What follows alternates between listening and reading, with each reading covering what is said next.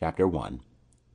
Now it came to pass in the days of Ahasurus, this is Ahasurus who reigned from India even unto Ethiopia, over 127 provinces, that in those days when the king Ahasurus sat on the throne of his kingdom, which was in Shushan, the palace, in the 3rd year of his reign, he made a feast unto all his princes and his servants, the power of Persia and Media, the nobles and princes of the provinces, being before him, when he showed the riches of his glorious kingdom, and the honor of his excellent majesty many days, even 180 days.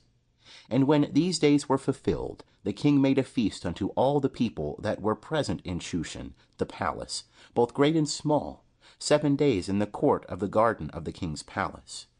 There were hangings of white cloth, of green and of blue, fastened with cords of fine linen and purple, to silver rings and pillars of marble. The couches were of gold and silver, upon a pavement of red, and white and yellow and black marble. And they gave them drink in vessels of gold, the vessels being diverse one from another, and royal wine in abundance, according to the bounty of the king. And the drinking was according to the law. None could compel, for so the king had appointed to all the officers of his house, that they should do according to every man's pleasure. Also Vashti, the queen, made a feast for the women in the royal house, which belonged to King Ahasurus. On the 7th day, when the heart of the king was merry with wine, he commanded Mehuman, Biztha, Harbona, Bigtha, and Abagtha, Zethar, and Carcas, the 7 chamberlains that ministered in the presence of Ahasurus the king, to bring Vashti the queen before the king with the crown royal, to show the peoples and the princes her beauty, for she was fair to look on. But the queen Vashti refused to come at the king's commandment by the chamberlains. Therefore was the king very wroth, and his anger burned in him.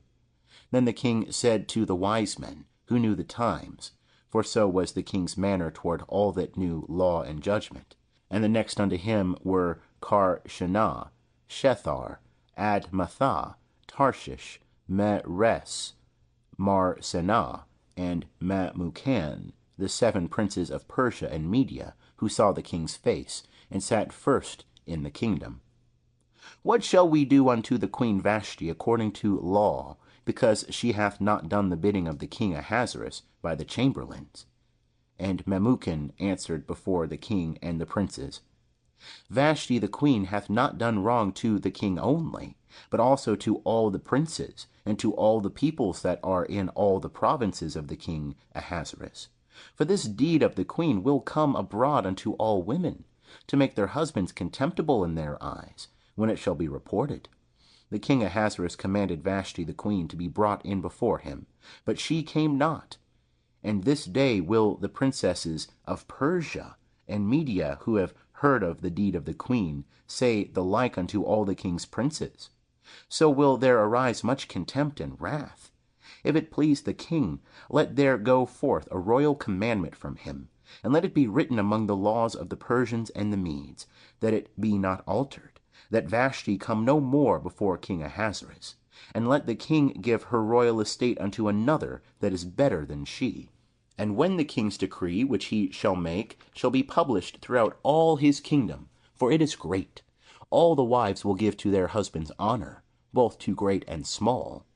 And the saying pleased the king and the princes, and the king did according to the word of Memucan, for he sent letters into all the king's provinces, into every province according to the writing thereof, and to every people after their language, that every man should bear rule in his own house, and should speak according to the language of his people.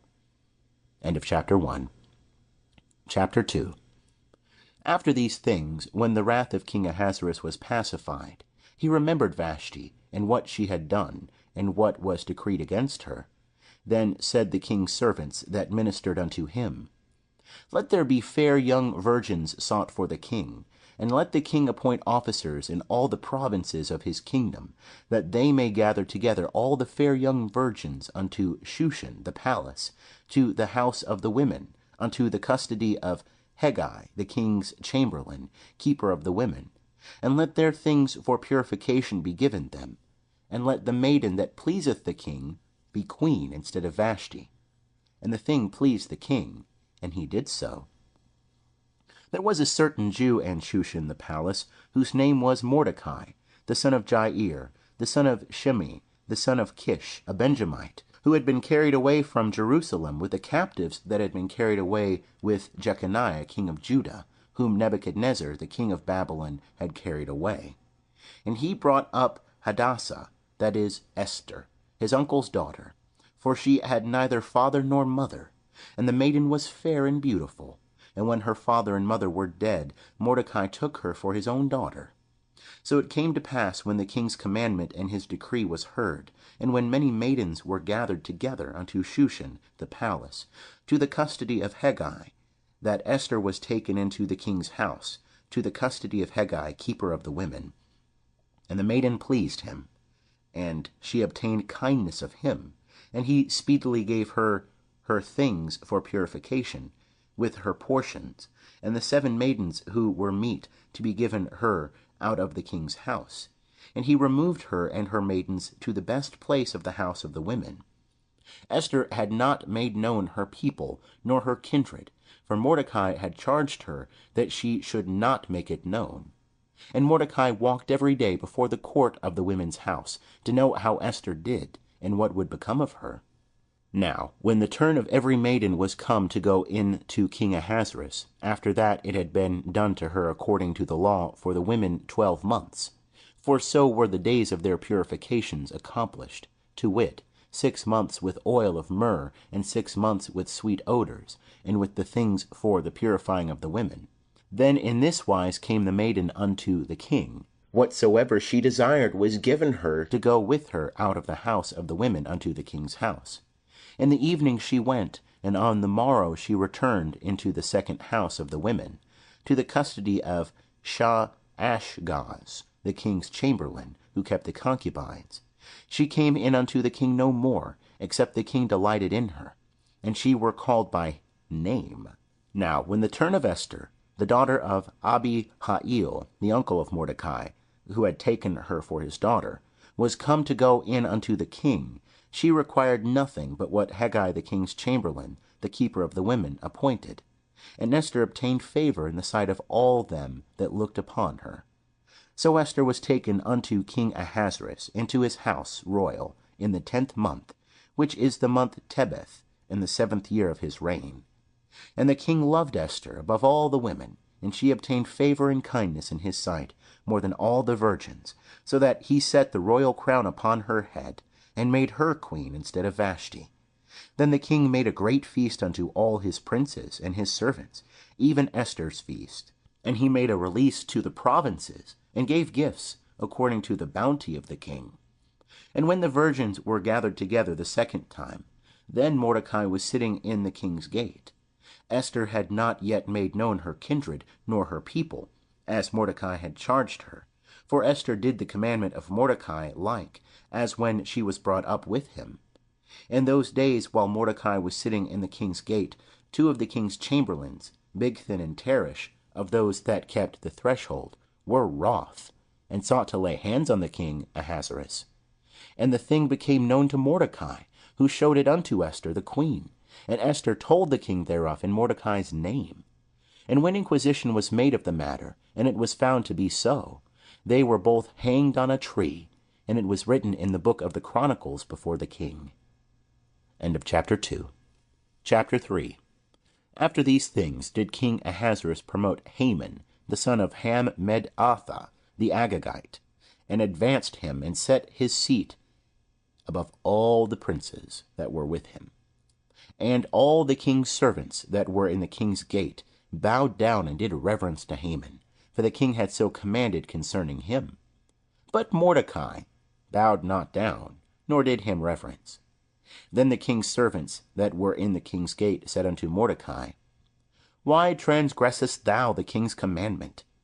Now it came to pass, when they spake daily unto him, and he hearkened not unto them, that they told Haman, to see whether Mordecai's matters would stand, for he had told them that he was a Jew. And when Haman saw that Mordekai bowed not down, nor did him reverence, then was Haman full of wrath. But he thought scorn to lay hands on Mordekai alone, for they had made known to him the people of Mordekai. Wherefore Haman sought to destroy all the Jews that were throughout the whole kingdom of Ahasurus, even the people of Mordekai.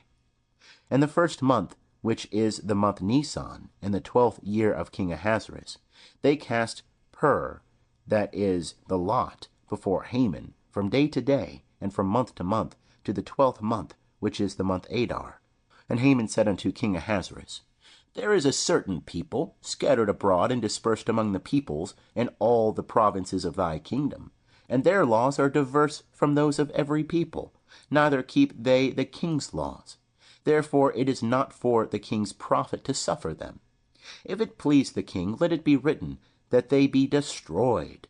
And I will pay 10,000 talents of silver into the hands of those that have the charge of the king's business, to bring it into the king's treasuries.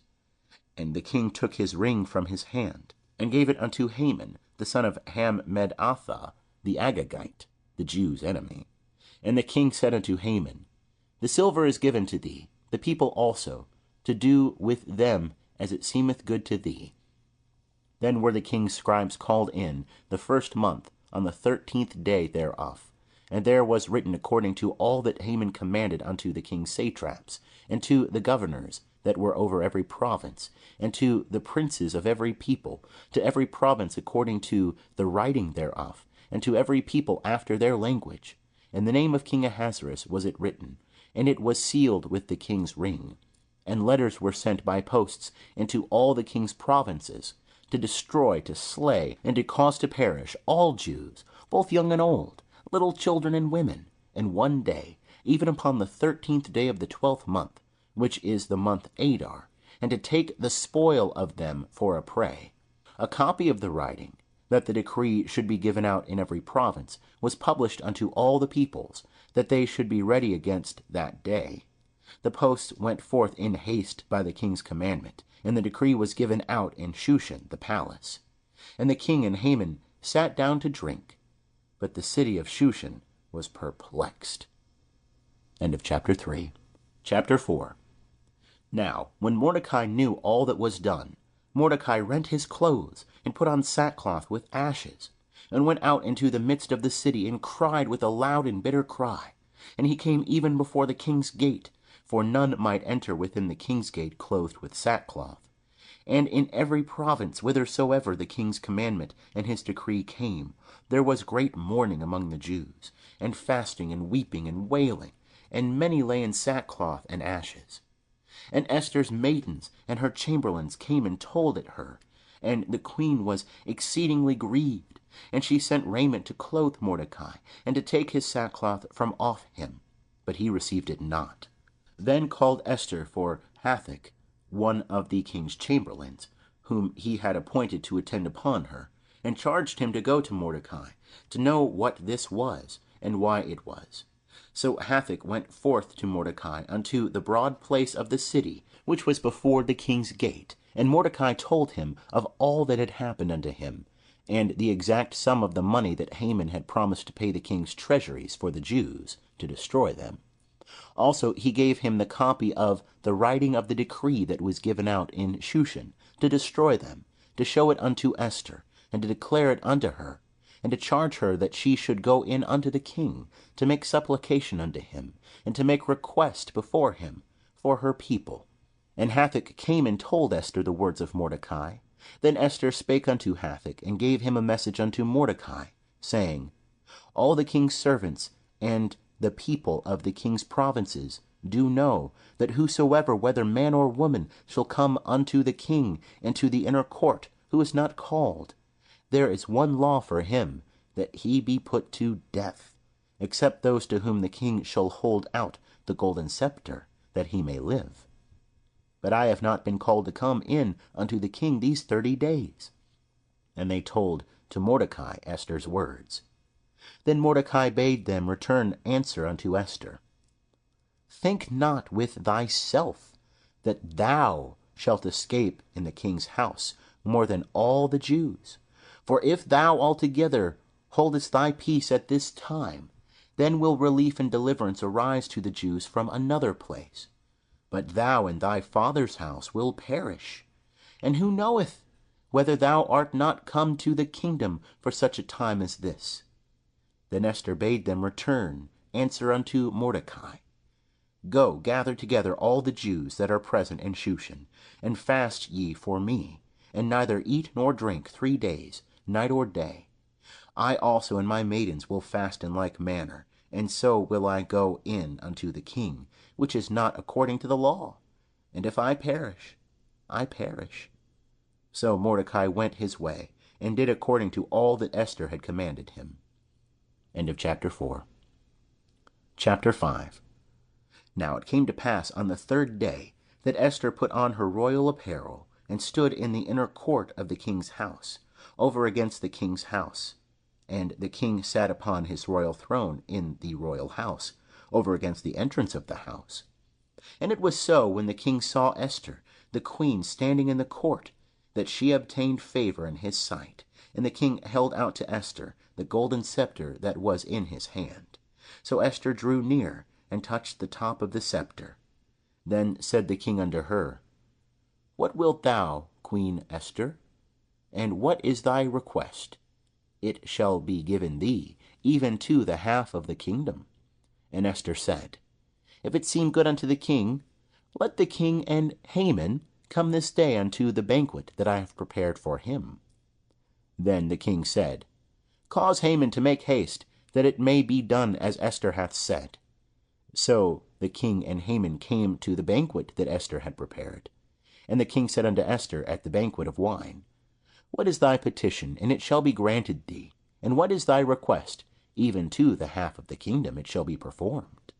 Then answered Esther and said, My petition and my request is, if I have found favor in the sight of the king, and if it please the king to grant my petition, and to perform my request, let the king and Haman come to the banquet that I shall prepare for them, and I will do tomorrow as the king hath said.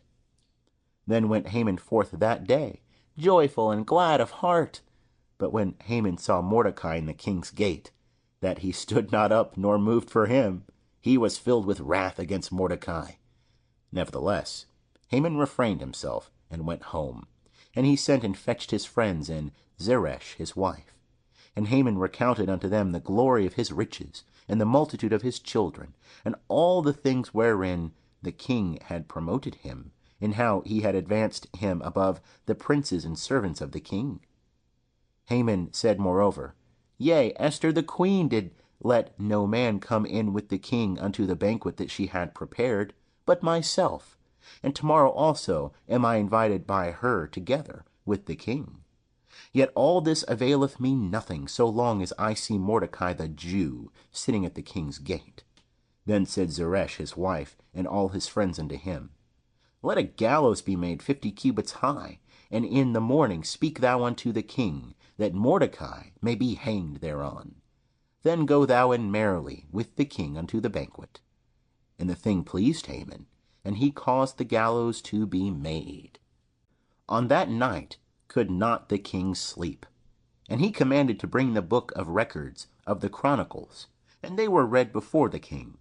And it was found written that Mordecai had told of Bigthana and Teresh, 2 of the king's chamberlains, of those that kept the threshold, who had sought to lay hands on the king Ahasurus. And the king said, What honor and dignity hath been bestowed on Mordecai for this? Then said the king's servants that ministered unto him, There's nothing done for him. And the king said, Who is in the court? Now Haman was come into the outward court of the king's house, to speak unto the king to hang Mordecai on the gallows that he had prepared for him. And the king's servants said unto him, Behold, Haman standeth in the court. And the king said, Let him come in. So Haman came in. And the king said unto him, What shall be done unto the man whom the king delighteth to honor? Now Haman said in his heart, To whom would the king delight to do honor more than to myself? And Haman said unto the king, For the man whom the king delighteth to honor, let royal apparel be brought, which the king useth to wear, and the horse that the king rideth upon, and on the head of which a crown royal is set. And let the apparel and the horse be delivered to the hand of one of the king's most noble princes, that they may array the man therewith whom the king delighteth to honor, and cause him to ride on horseback through the street of the city, and proclaim before him, Thus shall it be done to the man whom the king delighteth to honor. Then the king said to Haman, Make haste, and take the apparel and the horse as thou hast set, and do even so to Mordekai the Jew, that sitteth at the king's gate. Let nothing fail of all that thou hast spoken. Then took Haman the apparel and the horse, and arrayed Mordekai, and caused him to ride through the street of the city, and proclaimed before him, Thus shall it be done unto the man whom the king delighteth to honor. And Mordekai came again to the king's gate. But Haman hasted to his house, mourning and having his head covered. And Haman recounted unto Zeresh his wife and all his friends everything that had befallen him. Then said his wise men and Zeresh his wife unto him, If Mordekai, before whom thou hast begun to fall, be of the seed of the Jews, thou shalt not prevail against him, but shalt surely fall before him. While they were yet talking with him, came the king's chamberlains, and hasted to bring Haman unto the banquet that Esther had prepared. End of chapter 6. Chapter 7. So the king and Haman came to banquet with Esther the queen. And the king said again unto Esther on the second day at the banquet of wine, What is thy petition, Queen Esther? And it shall be granted thee. And what is thy request? Even to the half of the kingdom it shall be performed.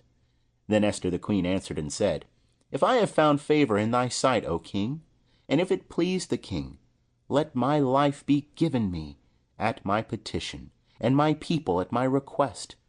For we are sold, I and my people, to be destroyed, to be slain, and to perish. But if we had been sold for bondmen and bondwomen, I had held my peace, although the adversary could not have compensated for the king's damage.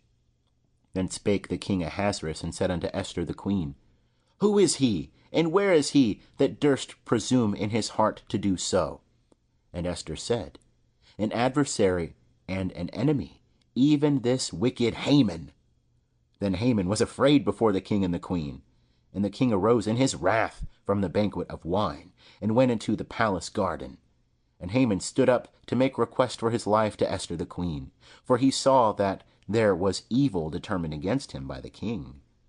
Then the king returned out of the palace garden into the place of the banquet of wine, and Haman was fallen upon the couch whereon Esther was. Then said the king, Will he even force the queen before me in the house?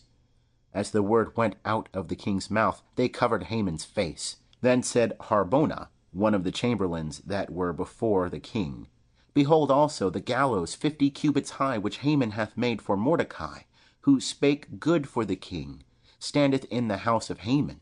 And the king said, Hang him thereon. So they hanged Haman on the gallows that he had prepared for Mordekai. Then was the king's wrath pacified. End of chapter 7. Chapter 8. On that day did the king Ahasurus give the house of Haman, the Jews' enemy, unto Esther the queen. And Mordekai came before the king, for Esther had told what he was unto her.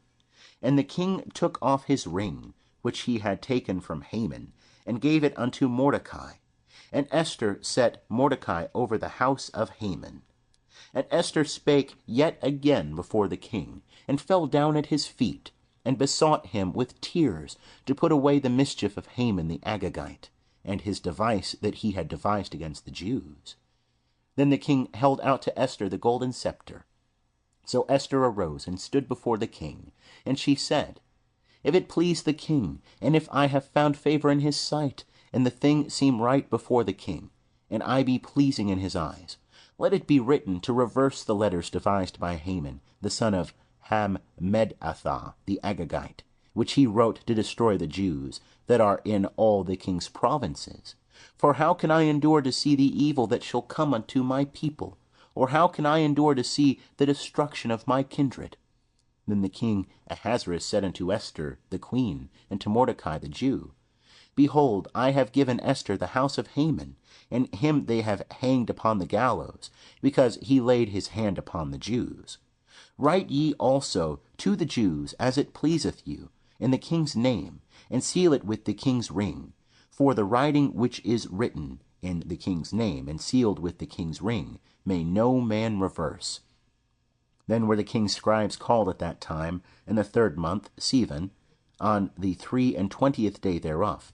And it was written according to all that Mordekai commanded unto the Jews, and to the satraps, and the governors and princes of the provinces, which are from India unto Ethiopia, 127 provinces, unto every province according to the writing thereof, and unto every people after their language, and to the Jews according to their writing, and according to their language. And he wrote in the name of King Ahasurus, and sealed it with the king's ring, and sent letters by posts on horseback, riding on swift steeds that were used in the king's service, bred of the stud.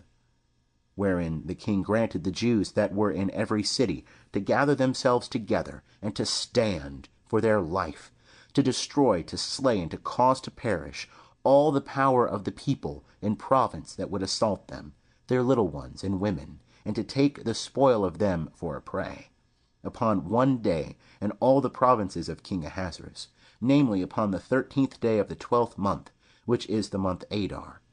A copy of the writing that the decree should be given out in every province was published unto all the peoples, and that the Jews should be ready against that day to avenge themselves on their enemies. So the posts that rode upon swift steeds that were used in the king's service went out, being hastened and pressed on by the king's commandment, and the decree was given out in Shushan the palace. And Mordekai went forth from the presence of the king in royal apparel of blue and white, and with a great crown of gold, and with a robe of fine linen and purple. And the city of Shushan shouted and was glad. The Jews had light and gladness, and joy and honor. And in every province and in every city, whithersoever the king's commandment and his decree came, the Jews had gladness and joy, a feast and a good day. And many from among the peoples of the land became Jews, for the fear of the Jews was fallen upon them. End of chapter 8. Chapter 9. Now, in the 12th month, which is the month Adar, on the 13th day of the same, when the king's commandment and his decree drew near to be put in execution, on the day that the enemies of the Jews hoped to have rule over them, whereas it was turned to the contrary, that the Jews had rule over them that hated them. The Jews gathered themselves together in their cities throughout all the provinces of the king Ahasurus, to lay hand on such as sought their hurt. And no man could withstand them, for the fear of them was fallen upon all the peoples. And all the princes of the provinces, and the satraps and the governors, and they that did the king's business, helped the Jews, because the fear of Mordekai was fallen upon them. For Mordekai was great in the king's house, and his fame went forth throughout all the provinces. For the man Mordekai waxed greater and greater. And the Jews smote all their enemies with the stroke of the sword, and with slaughter and destruction, and did what they would unto them that hated them. And in Shushan the palace the Jews slew and destroyed 500 men. And Parshandatha, and Dalphan, and Aspatha, and Poratha, and Adaliah, and Aridatha, and Parmashta, and Arisai, and Aridai, and Vaizatha, the 10 sons of Haman, the son of Hammedatha, the Jews' enemy, slew they. But on the spoil they laid not their hand. On that day the number of those that were slain in Shushan the palace was brought before the king. And the king said unto Esther the queen, The Jews have slain and destroyed 500 men in Shushan the palace, and the 10 sons of Haman. What then have they done in the rest of the king's provinces? Now, what is thy petition, and it shall be granted thee? Or what is thy request further, and it shall be done? Then said Esther, If it please the king, let it be granted to the Jews that are in Shushan to do tomorrow also according unto this day's decree, and let Haman's 10 sons be hanged upon the gallows. And the king commanded it so to be done. And a decree was given out in Shushan, and they hanged Haman's 10 sons.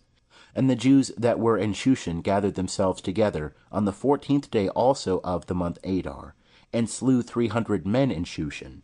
But on the spoil they laid not their hand. And the other Jews that were in the king's provinces gathered themselves together, and stood for their lives, and had rest from their enemies, and slew of them that hated them 75,000. But on the spoil they laid not their hand. This was done on the 13th day of the month Adar, and on the 14th day of the same they rested, and made it a day of feasting and gladness.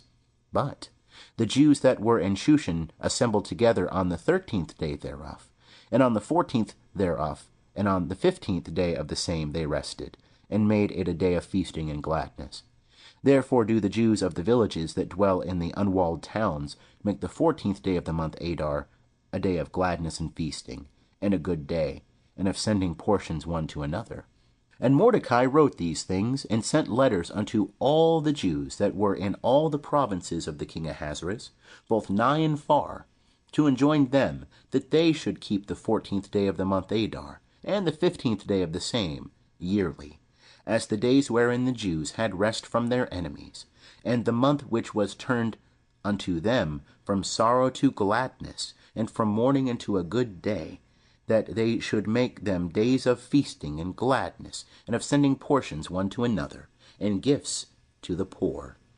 And the Jews undertook to do as they had begun, and as Mordekai had written unto them, because Haman, the son of Hammedatha, the Agagite, the enemy of all the Jews, had plotted against the Jews to destroy them, and had cast pur, that is, the lot, to consume them, and to destroy them.